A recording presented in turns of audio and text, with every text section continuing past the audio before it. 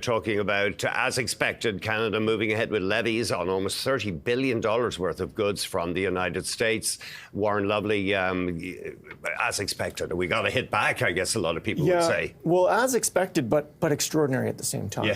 In terms of just the circumstances that we're in now. We're just kind of further down the rabbit hole in terms of trade action, retaliation, hitting back, punching each other in the face, economically speaking, right? And I think what we can assume comes of this is economic destruction, loss of confidence, loss of wealth, loss of opportunity.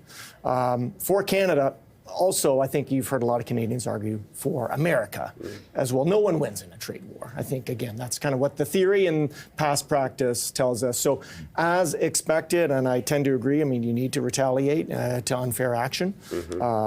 But really a sad, continuing sad story in what is likely to be a sad saga. And I agree with Ed. I mean, where's the likelihood that the U.S. changes tactic here anytime soon? I don't really see that. Yep. We have heard that tariffs, that Trump's rhetoric is a bargaining tactic, but it could be more serious than that. Who knows what goes on in that man's mind? I mean, seriously, this is just bad policy. Period. Full stop. So if he wants to implement bad policy, God bless. The markets will reward him for it, kind of thing by punishing him. I think that I agree with everything Warren just said. I'd say one thing though, like we'll see. What we want is just to go away, right? That's what we want. We want no trade war. We want to just go back to more of a free trade type of arrangement if we can. I would have a minor point of contention here with what they just announced, which was dollar for dollar. I would say GDP weighted would be the right way to do it because think about it, they're 10 times bigger than we are, so they're punishing us. They're punching us in the face, and we're slapping them on the wrist. On a per capita basis, right? It's much harsher. Yeah. So we are 10 times smaller. We're much more open. We're an open economy. Trade is a much bigger part of our economy. They're a large closed economy.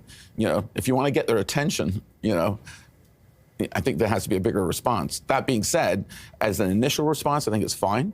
And because what we really want is not to escalate this into, the 1930s, again, kind of thing. What we want to do is, can we give him a face-saving way? We'll tell, him how brilliant he is, and he won and he beat us, and whatever we can say, dear leader.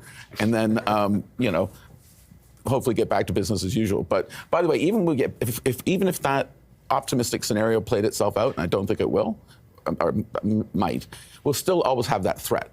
So we still, economically, Canada has to reorient itself over the longer term, not to be more integrated with the U.S., to be less, because they've proven themselves a bad trading counterparty.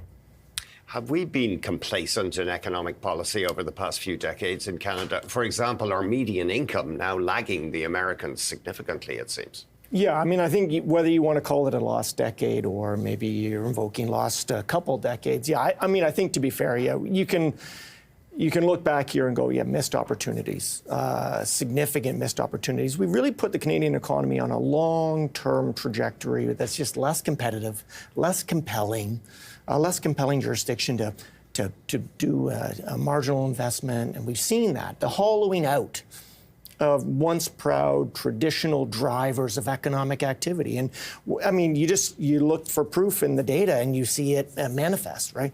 GDP per capita declining, no productivity growth. Again, difficulties attracting and securing marginal investments. And we've had some growth, we've had some job creation, there has been some wealth creation. It's been missed opportunity. We could have had much more of it. And as a result, we're entering into this now geopolitical uncertainty period from a position of weakness. And I'll be blunt, and